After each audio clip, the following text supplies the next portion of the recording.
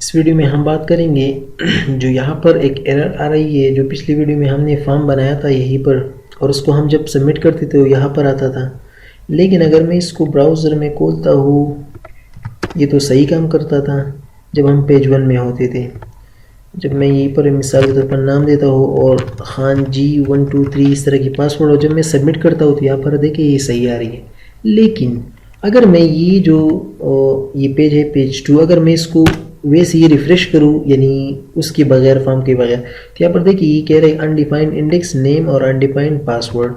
यहाँ पर ये एरर आ रही है ये पेज 2 में, क्योंकि यहाँ पर अगर आप देखिए ये नेम जो है यहीं पर कहीं पर भी नहीं है और ये पासवर्ड भी नहीं है। अब मैं चाहता हूँ कि इस एरर को ख़त्म करो, तो ये इसके लिए एक मेथड है जिसको हम कहते हैं एसेट। लेकिन मैं चाहता हूँ कि इसको यहीं पर रहने देते हैं, और मैं चाहता हूँ कि ये पूरी डेटा जो हम यहाँ पर डिस्प्ले कर रहे हैं उसकी एरर को भी ख़त्म करेंगे। मैं चाहता हूँ कि वो यहीं पर ही मैं करूँ। तो मैं क्या करता हूँ, मिसाल के तौर पर मैं चाहता हूँ कि जब मैं इस फॉर्म को सबमिट करूँ तो वो हमारा जो डेटा है वो इसी फॉर्म में डिस्प्ले हो जाए। मिसाल के तौर पर मैं चाहता हूँ कि जब हमारा यानी फॉर्म ये सबमिट हो जाए तो यहीं पर कहीं हमारा जो डेटा है वो डिस्प्ले हो जाए, यानी दूसरी पेज तक जाने की ज़रूरत नहीं है और वो एरर भी चला जाएगा। तो मैं क्या करूँगा, सिंपली यहीं पर आता हूँ। सिंपल मिसाल के तौर पर PHP की जो सिंटेक्स है वो लिखता हूँ, और यहाँ पर क्या लिखूँगा कि इफ़ इस सेट मतलब यहाँ पर यह है कि जब हम इस बटन पर क्लिक करें, एग्जाम्पल के तौर पर यहीं पर जो BTN मैंने बनाई है, जब हम इस बटन पर क्लिक करें तो आप क्या करो, तो मैं कह रहा हूँ कि इफ इस सेट $_post क्यों, अगर ये पोस्ट है यानी ये, तो आप यहाँ पर पोस्ट लिखिए। अगर ये गेट है तो आप यहाँ पर गेट लिखिए। लेकिन अगर आपको पता नहीं चल रहा कि यह पोस्ट है या गेट है तो आप यहाँ पर रिक्वेस्ट भी लिख सकते हैं यहाँ पर, क्योंकि रिक्वेस्ट दोनों एक्सेप्ट करता है। अब यहीं पर मैं कौन सा बटन का नाम दूंगा, जिस बटन पर हम क्लिक करना चाहते हैं जिसका नाम है BTN, तो मैं यहीं पर BTN पर जब क्लिक हो जाए तो मैं यहीं पर क्या करूँगा, $, लेट्स से U या N वेरिएबल मैंने बनाया है, और यहीं पर क्या करूँगा $_post और $ये, तो मैं कौन सा ले रहा हूँ यानी ये नाम, तो मैं नेम लिखूँगा। उसके बाद $_ p एक वेरिएबल बनाया है और $_ post, और यहीं पर क्या दूंगा पास यानी पासवर्ड जो है, और मैंने इसको बंद कर दिए हैं। अगर मैं चाहता हूँ कि जब ये सेट हो जाए, जब हम इस बटन पर क्लिक करें तो ये वेरिएबल जो है वो आप इसको होल्ड करो, यानी इसकी जो वैल्यू है। लेकिन यहाँ पर अगर आप देखिए हमने कहीं पर भी डिस्प्ले नहीं किए है, तो मैं चाहता हूँ कि ये नीचे डिस्प्ले हो, तो यही कहीं पर मिसाल के तौर पर मैं चाहता हूँ कि यहीं पर फॉर्म के नीचे मैं यहीं पर एक लेट्स से एक पैराग्राफ बनाता हूँ। उस पैराग्राफ में PHP खोल दूंगा क्योंकि हमें PHP डिस्प्ले करनी है, और यहीं पर और मैं क्या करूँगा, एको करूँगा। किस चीज़ को एको करूँगा, जो मैंने होल्ड किया है यहीं पर ये N और P, तो मैं यहीं पर आता हूँ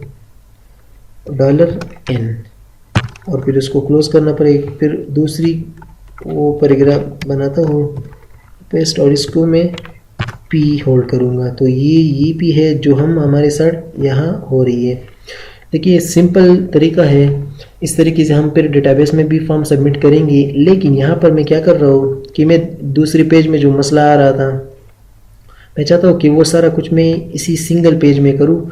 जब हम फॉर्म को सबमिट करें तो जब हम इस बटन पर क्लिक करें तो जहाँ जो बंदा यहाँ पर नेम में और पास में जो वैल्यू देगा उसको हम यहीं पर होल्ड करेंगे, जो कि N में और P में मैंने यहाँ पर दी है।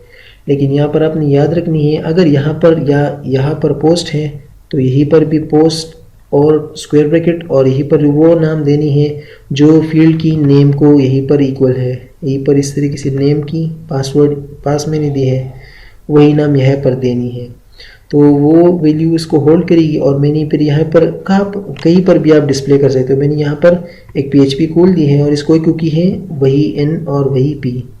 अब मैं जैसे इसको रिफ़्रेश करता हूँ तो यहाँ पर देखिए कह रहे N और P अनडिफाइंड है, क्योंकि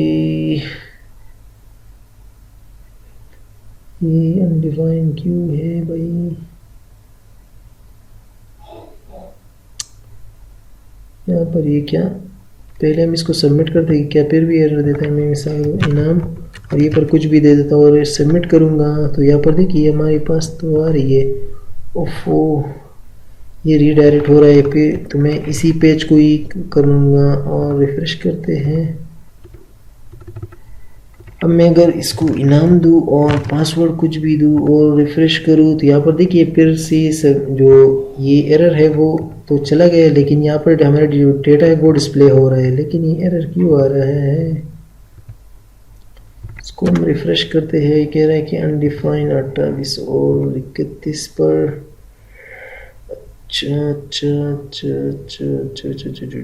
चलो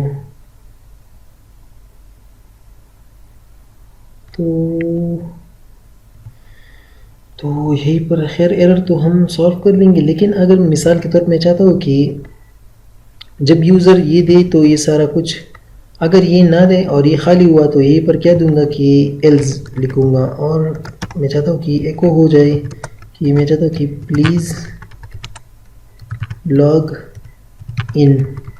तो मैंने यहाँ पर एक वैसी दी है, और अगर मैं इसको रिफ़्रेश करता हूँ तो यहाँ पर देखिए ये कह रहा है प्लीज़ लॉग इन। क्यों, क्योंकि अभी तक हम लॉग इन नहीं है। ओफो,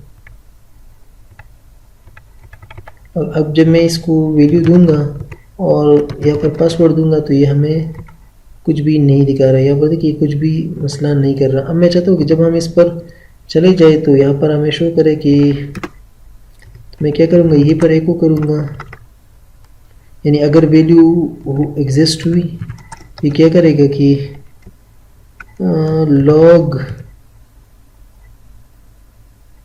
लॉग्ड इन, तो मतलब कि आप ऑलरेडी लॉग्ड है, तो यहीं पर ये दिखाए। तो मैं इसको जब इसे रिफ्रेश करता हूँ और यहीं पर ये कह रहा है प्लीज़ लॉग इन, अगर मैं इसको इनाम और कुछ भी पासवर्ड दे और इसको सबमिट करूँ तो यहाँ पर देखिए लॉग्ड इन, यानी आप ऑलरेडी लॉग्ड है। तो इस तरीके से हम एक ही पेज में इस तरीके से जो है फॉर्म को सबमिट कर सकते हैं। जो एरर आ रही है उसको यहीं पर जो है मसला यही कर रहा है कि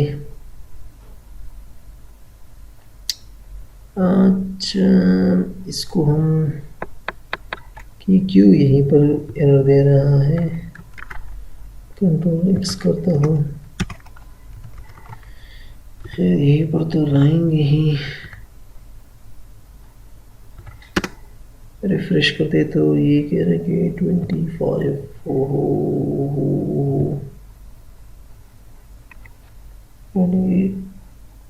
खैर कोई बात नहीं, हमारा काम तो हो रहा है, लेकिन ये क्यों एरर दिखा रहा है।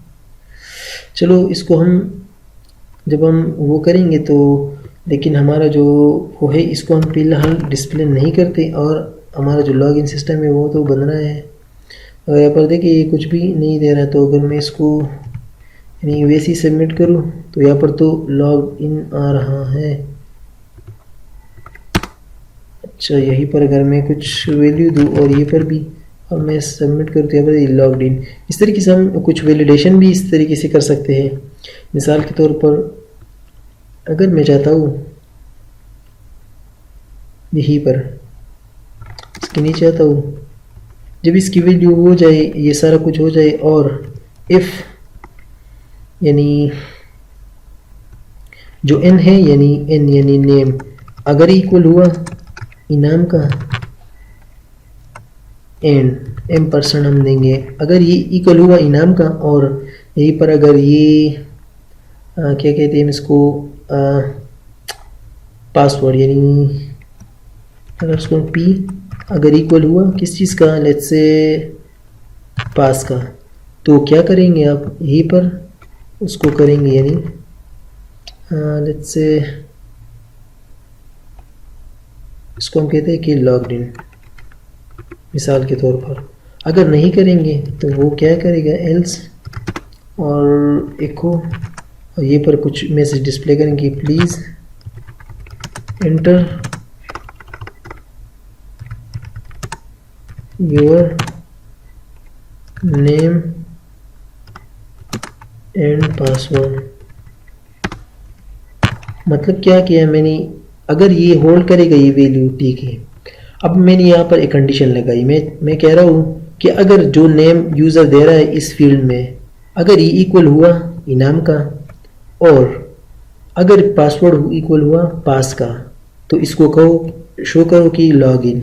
अगर ये ट्रू ना हुआ ये दोनों, यानी कुछ और पासवर्ड और कुछ नेम दी, तो इसको कहो कि please enter your name and password. तो हम इसको चेक करते हैं, इसको रिफ़्रेश करता हूँ, हम रिफ़्रेश करते हैं। अच्छा, अभी कह रहा है प्लीज़ लॉग इन। अगर मैं इसको करूँ तो ये कह रहा है कि प्लीज़ एंटर योर नेम, क्योंकि ये नहीं जा रहा है। यहाँ पर देखिए कुछ भी, तो अगर मैं यहीं पर दूँ कि INAM और फिर पासवर्ड दूँ PASS, और अगर मैं इसको सबमिट करूँ तो यहाँ पर देखिए हमें कह रहे हैं यू लॉग्ड इन। तो इस तरीके से आप इस तरीके से भी कर सकते हैं। कंडीशन में नहीं लगाई है, सिंपल सी कंडीशन है कि जब ये जो भी वैल्यू होल्ड करेगा उसमें मैंने कंडीशन लगाई कि n अगर इक्वल हुआ। इस तरीके से हम जब डेटाबेस में जाएंगे तो इस तरीके से हम वहाँ पर भी चेक कर सकते हैं। अगर यूज़र जो आ रहे हैं अगर लॉगिन सिस्टम है तो उसका पासवर्ड अगर डेटाबेस के साथ मैच कर गए और नेम भी, तो उसको लॉग इन करो। अगर नहीं हुआ तो उसको कहो कि भाई योर नेम इज़ रॉन्ग और वट जो भी हो। तो ये था कुछ फॉर्म के हवाले से जो कि हम विदाउट डेटाबेस कर रहे हैं कि हम किस तरीके से इसको सबमिट वगैरह कर सकते हैं।